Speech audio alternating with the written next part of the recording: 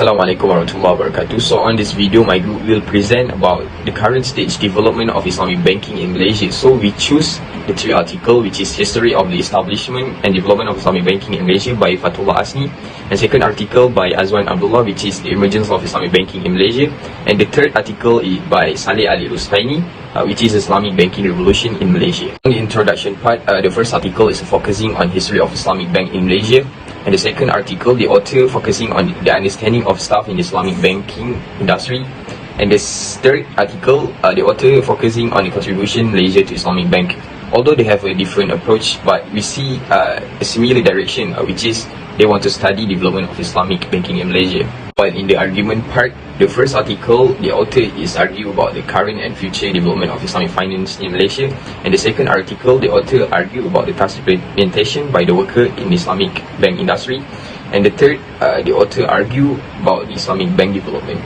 Assalamualaikum, I'm Izana Ziha and I will be explaining on the objectives. The main objective of the study is to review the current stage of development of Islamic banking in Malaysia. The first objective is to look into the history of Islamic banking in Malaysia and how it got started. This study discovered that the inherent privilege of the Islamic banking system has significant impact on the development of Islamic banking.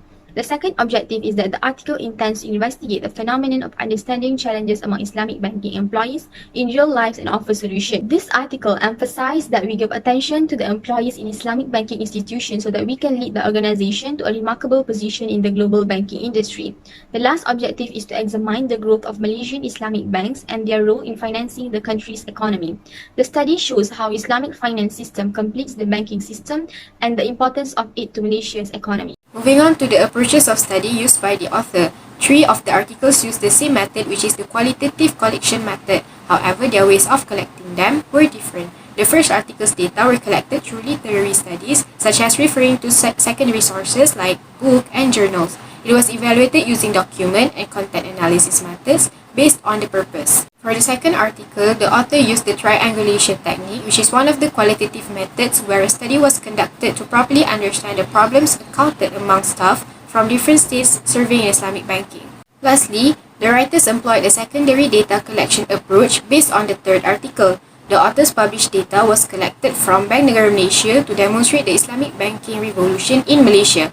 The data was taken from Malaysian banks, and evaluations of the experience of Islamic banks in Malaysia were reviewed. Assalamualaikum warahmatullahi wabarakatuh. My name is Nurul Syafiqah binti Safi. My metric number is 211-576. For the analysis for Article 1, Islamic finance has grown in importance during the previous few decades because of their products, services and operations must adhere to Sharia principle. Study shows the worldwide chronology of Islamic banking and the advancement of Islamic banking globally.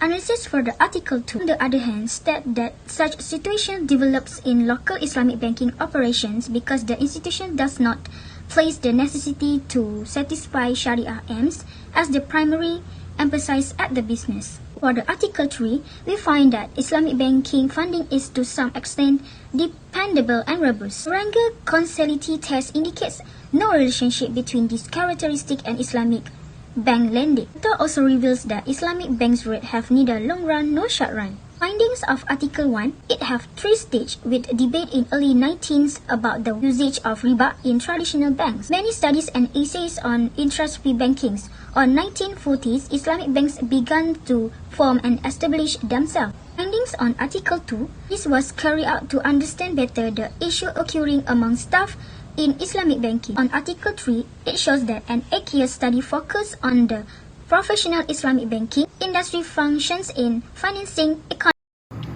Broadly speaking, there are several limitations to the development of the Islamic banking sector in Malaysia is going through.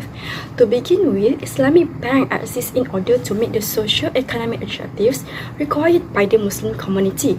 Unfortunately, the Islamic banking sector finds it difficult to achieve these objectives since it is profit-driven rather than socially motivated. In addition, one of the main limitations to developing the Islamic banking industry is employees' lack of understanding of the concept and operations, as Islamic banks are fragile in identifying clients' demand. Therefore, it affects their inability to train personnel and customize products to meet these needs. Finally, Islamic banking industry confronts challenges in strengthening risk management capabilities, necessitating more risk management procedure, particularly for developing economies and rising markets.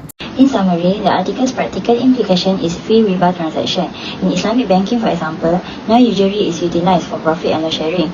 This is in line with the Islamic economic framework. However, the profit and loss sharing system is a usury-based method for conventional banks. As a result, the Muslim community will be unable to avoid riba-based transactions as long as conventional institutions exist.